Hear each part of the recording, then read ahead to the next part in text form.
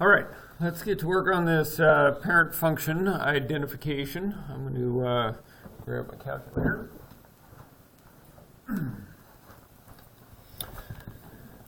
All right, first problem, Rosalia invests $20,000 at 6% annual interest compounded quarterly. Write an equation to predict the value of her investment after 2 years. Well, we're going to have to break that 6% up into 4 equal parts. That is 0.015, so 1.5% every 3 months or per quarter. And so the problem is going to look like the initial amount, so the value of her investment after 2 years will be the $20,000 initially, 1 plus the 0.015, which we could just write as 1.015, to the t power, which would be in years, but this is quarters, so we need to divide that by 4 so that it gets done 4 times every year, and that is what that equation should look like. Okay, in that problem, how long will it take for her investment to double? Well, what we're trying to solve then is we want to know when is that 20,000 going to become 40,000. First thing we're going to do is divide everything by 20,000.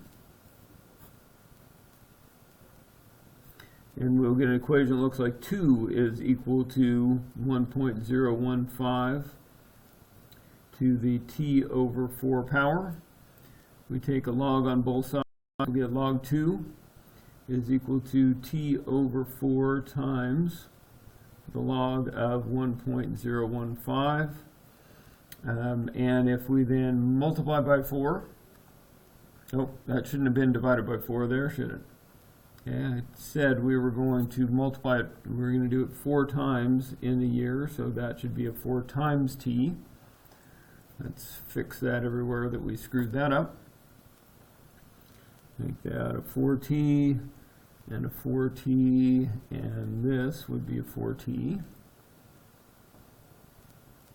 And we're going to divide both sides by the 4 and the log of 1.015.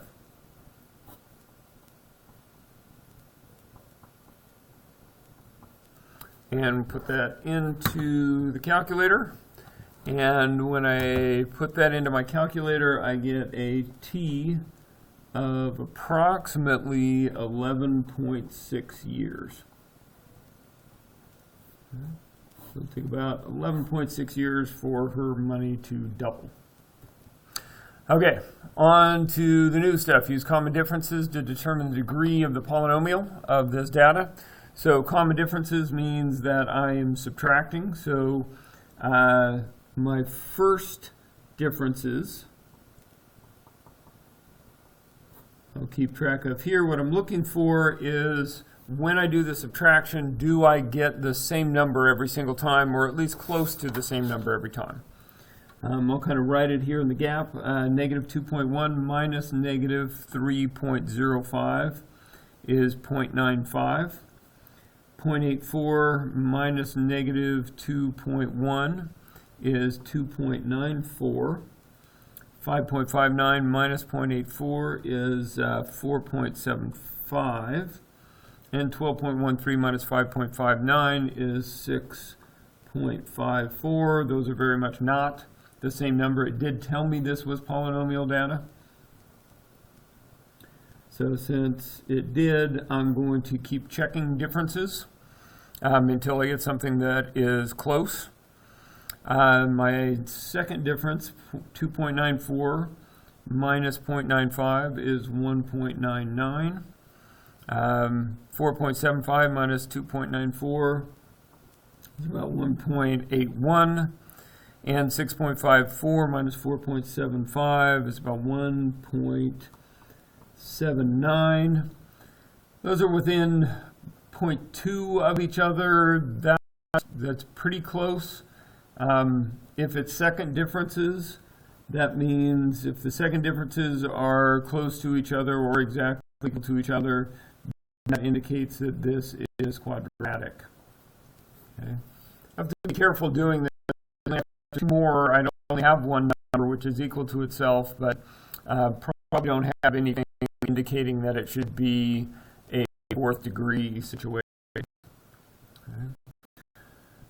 Down in problem 3, use a regression to determine the equation for the data. Do we think that we chose the correct model? Well, I have this data loaded into Desmos. We've done this before. Let's take a look at the equation. If I can get my mouse to show up where I want. So that is in y1. So I'm going to go y1 is approximately, or the tilde symbol. And I want a general quadratic. So that's going to look like a times x1 squared plus b times x1 plus c. And that looks like it fits in there very nicely.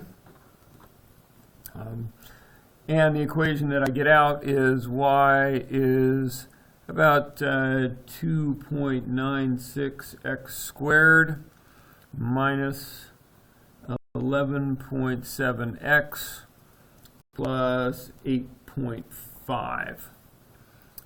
So I'll copy that equation over. Do I think it's the correct model? It seems it fits well.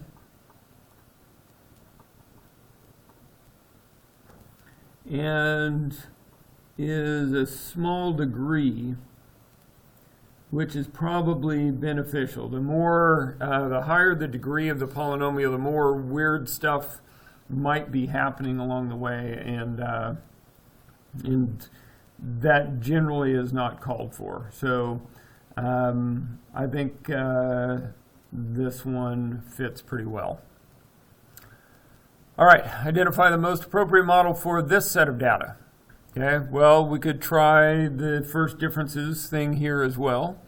If we do that on my first one, I get a 9.24. When I do 88.18 minus 77.68, I get a 10.5. When I do 100.09 minus 88.18, I get an 11.91. And 113.61 minus 100.09 is a 13.52. So they're close, but definitely getting bigger as we go. My second difference is I'm going to get here a 1.26, a 1.41, and a 1.61. These are really not close enough, I think, to say that a second difference would be the thing. If I tried a third difference, I get a 0.15 and a 0.20, which are definitely close to each other, so that might be a reasonable fit if there were some reason for me to choose a cubic to match this data.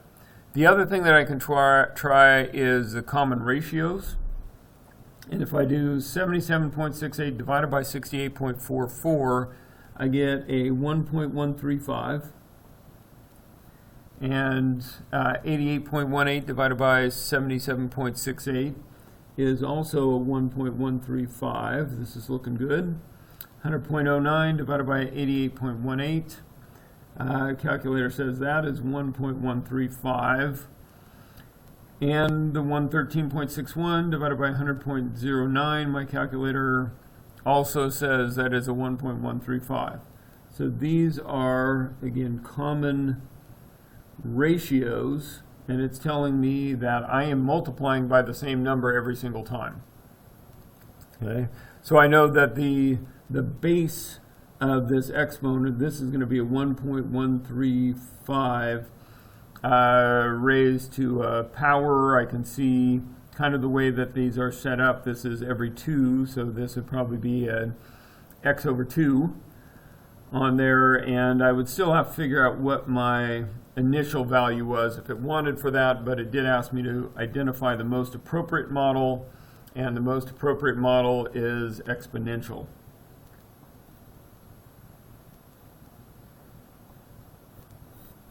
Okay. The cubic doesn't do a bad job, but the exponential does a great job.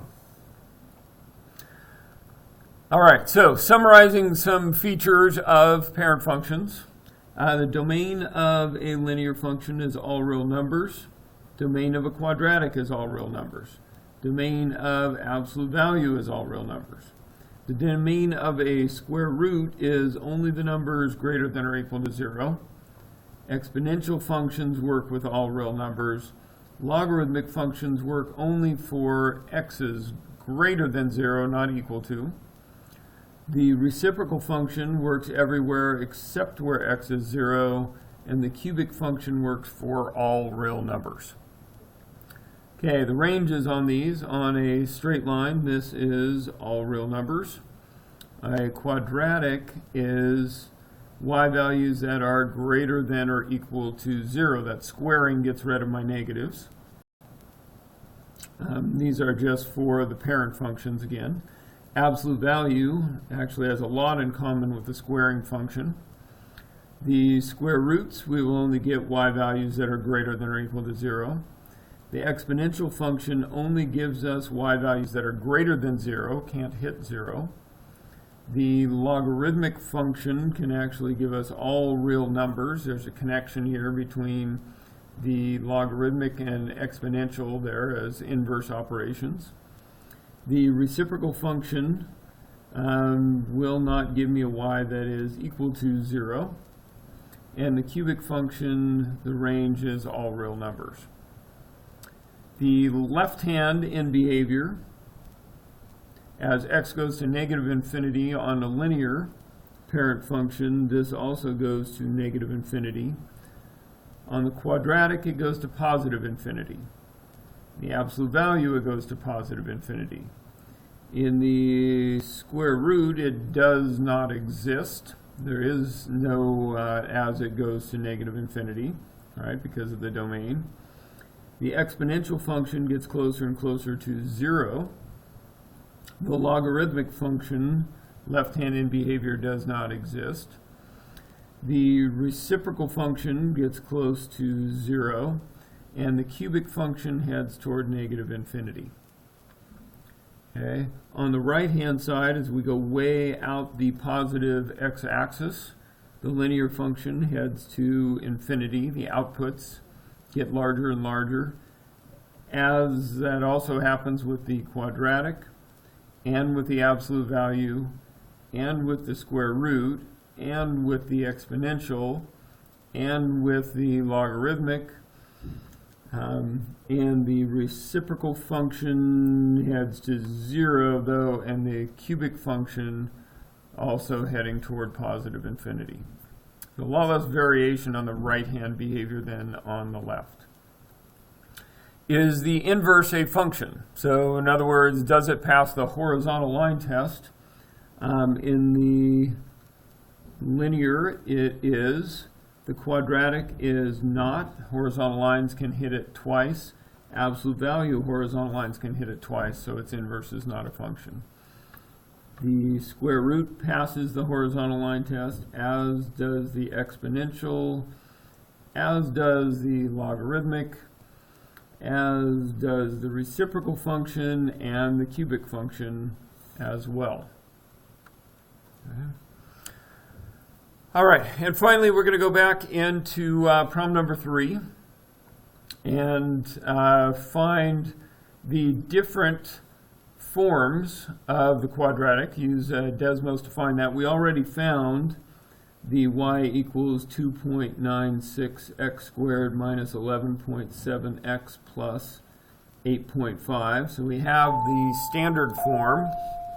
And let's jump back in and try to find the other forms.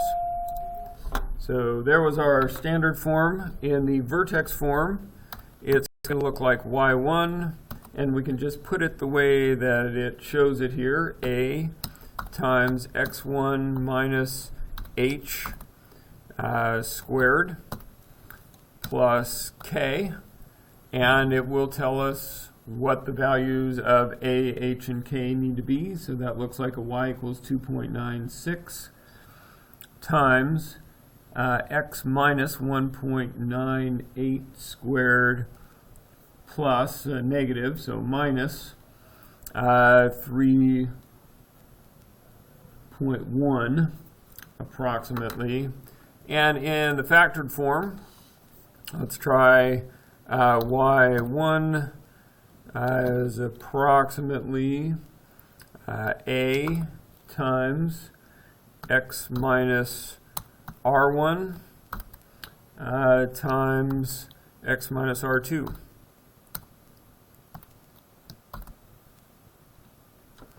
X1 minus r1 and x1 minus r2, and it tells me that should look like y equals 2 point, or this gives me a different value for the a, 0.35, about 0.355 times x minus 2.74 and an x plus 15.5. I'm not completely confident in that answer. It certainly isn't what it looks like.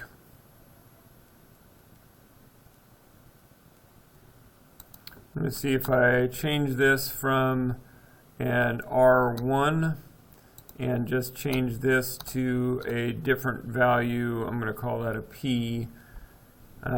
Still gives me the same thing, so I am not particularly confident in its ability to give me that answer.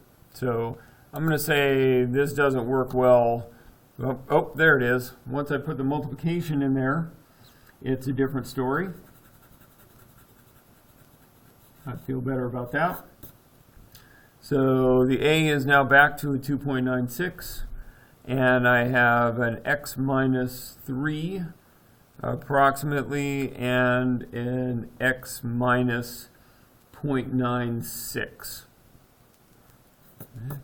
So Desmos is pretty flexible in the way that it gives me those different forms.